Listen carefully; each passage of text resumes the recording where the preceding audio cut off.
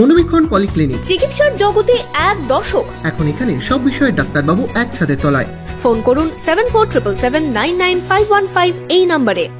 আরজিকর কাণ্ডে দোষীদের ফাঁসির দাবিতে বহরমপুর কলেজের সামনে ধর্নায় তৃণমূল ছাত্র পরিষদ নেতৃত্ব। আরজিকর কাণ্ডে দোষীদের দ্রুত ফাঁসির পাশাপাশি এই ঘটনায় সিবিআই তদন্ত নিয়েও প্রশ্ন তুলেছেন তৃণমূলের ছাত্র সংগঠনের সদস্যরা। বহরমপুর শহরে এবার lifestyle club, join the arena club at golden retreat. Spa, salon, swimming pool থেকে রেস্টুরেন্ট, লঞ্চ বার, জেলার একমাত্র discotheque ignition. Enjoy your quality time with golden retreat. Don't miss.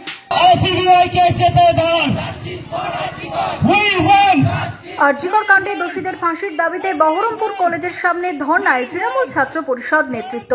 মুখ্যমন্ত্রী তথা তৃণমূল নেত্রী মমতা বন্দ্যোপাধ্যায়ের নির্দেশে শুক্রবার রাজ্য জুড়ে কলেজ ও বিশ্ববিদ্যালয়ের সামনে তৃণমূল ছাত্র পরিষদের বিক্ষোভ আন্দোলন চলছে। এদিন দুপুরে বহরমপুর কলেজের গেটের সামনে বিক্ষোভে সামিল হল তৃণমূল ছাত্র পরিষদের সদস্যরা।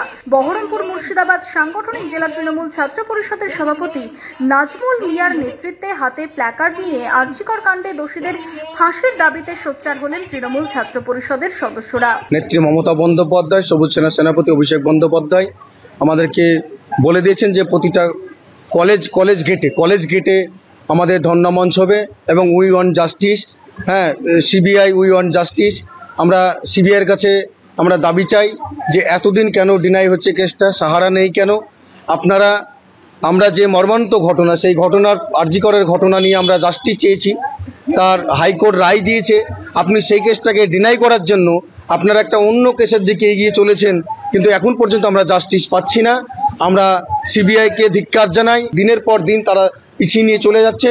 আমাদের নেতা অভিষেক বন্দ্যোপাধ্যায় বলে দিয়েছে 50 দিনের মধ্যে দোষীদের ফাঁসি চাই এবং আমরা দোষীদের অবিলম্বনে কঠোর শাস্তি চাই এবং দোষীদের আমরা ফাঁসি চাই। আরজিকর কাণ্ডে দোষীদের দ্রুত ফাঁসির পাশাপাশি এই ঘটনায় সিবিআই তদন্ত নিয়েও প্রশ্ন তোলেন তৃণমূল ছাত্র সংগঠনের সদস্যরা।